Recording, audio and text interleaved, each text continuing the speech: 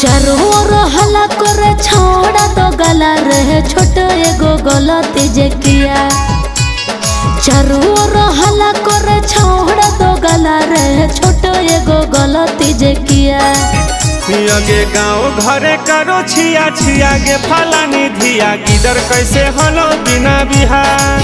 यगे गाँव घरे करो छिया छिया गे फलानी धिया गिदर कैसे हलो बिना बिहार।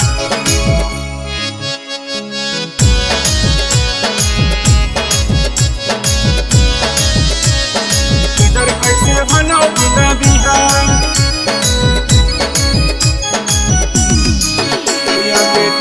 घरे करो छिया छिया के फलानी धिया गिदर कैसे हलो बिना बिहार।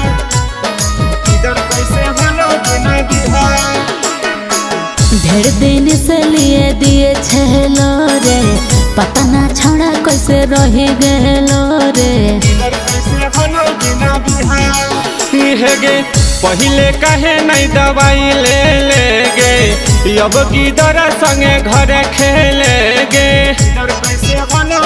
रहो हले हरदम चढ़लो छौड़ा रे कहो हले बनाबो तोर पिया।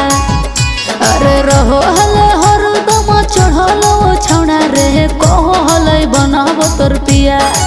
यगे गाँव घरे करो छिया छिया गे फलानी धिया गिदर कैसे हलो बिना बिहार।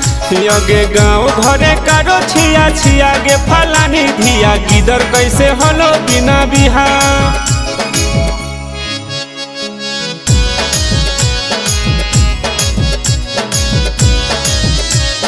गिदर कैसे हलो बिना बिहार।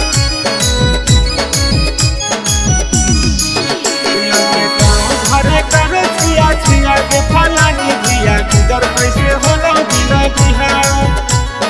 गिदर कैसे हलो बिना बिहार।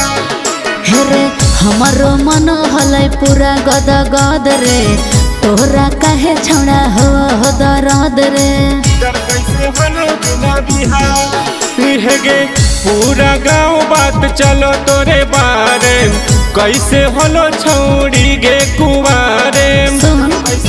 हेरे भाई जी निरंजन सुने हमारो बतिया रे तोर काहे फटो हो छतिया। हेरे भाई जी निरंजन सुने हमारो बतिया रे तोर काहे फटो हो छतिया। यगे गाँव घरे करो छिया छिया गे फलानी धिया गिदर कैसे हलो बिना बिहार। यगे गाँव घरे करो छिया छिया गे फलानी धिया गिदर कैसे हलो बिना बिहार।